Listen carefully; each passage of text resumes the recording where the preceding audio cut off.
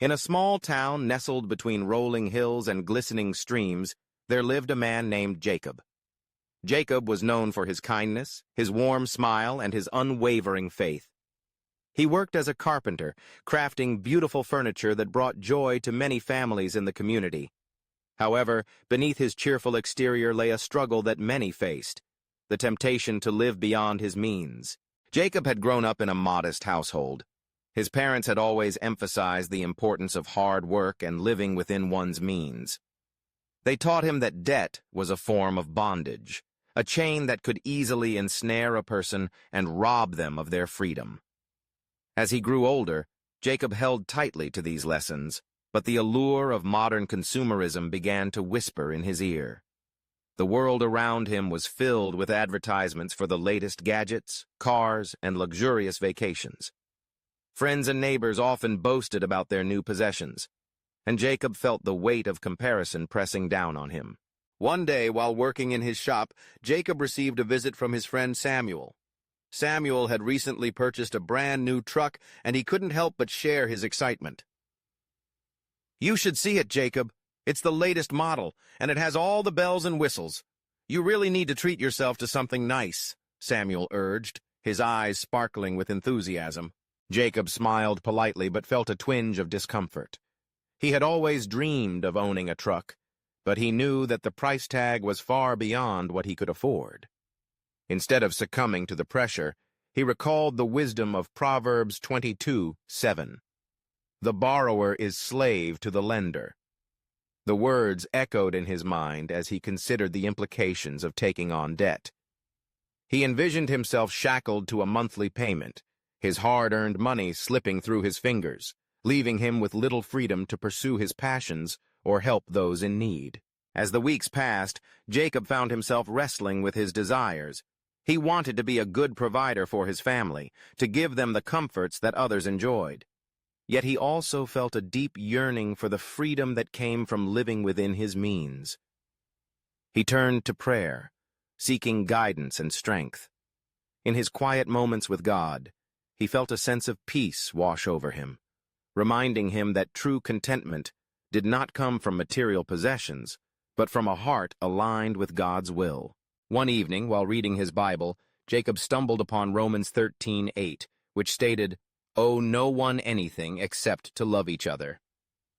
The verse struck a chord within him, illuminating the path of freedom that God desired for his children. Jacob realized that living debt-free was not merely a financial choice. It was a spiritual commitment to embrace a life of love and generosity. He envisioned a life where he could give freely to those in need, where he could support his church, and where he could invest in experiences that truly mattered. With renewed determination, Jacob set out to create a plan. He began by evaluating his finances, tracking his income and expenses meticulously. He identified areas where he could cut back, such as dining out less frequently and avoiding impulse purchases. Instead of longing for the latest trends, he focused on appreciating what he already had. He found joy in simple pleasures, like spending time with his family, taking walks in nature, and engaging in meaningful conversations with friends. Jacob also embraced the wisdom of Proverbs 21:5. "The plans of the diligent lead surely to abundance, but everyone who is hasty comes only to poverty." He understood that building a secure financial future required patience and diligence. He set realistic goals, saving for a reliable used truck instead of chasing after a new model that would only burden him with debt. With each dollar he saved, he felt a sense of accomplishment and empowerment, knowing that he was choosing freedom over bondage. As time went on, Jacob's commitment to living within his means began to bear fruit. He was able to purchase a dependable truck that met his needs without stretching his budget. The sense of relief and satisfaction he felt was immeasurable. He no longer had to worry about monthly payments or the stress of financial strain. Instead, he could focus on his work, his family, and his community. Jacob's friends noticed the transformation in him. He radiated a sense of peace that came from knowing he was living according to his values. When Samuel invited him to join a group of friends for a weekend getaway, Jacob was able to say yes without hesitation. He had saved enough to enjoy a short trip without compromising his financial stability. The laughter and camaraderie shared during that weekend solidified the understanding that experiences often held more value than possessions. As Jacob continued to navigate life, he became an advocate for financial wisdom in his community.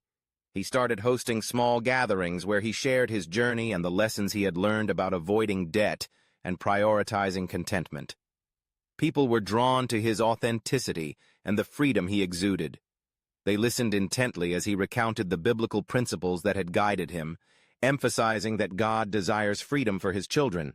His gatherings grew in popularity, and soon others began to share their own stories.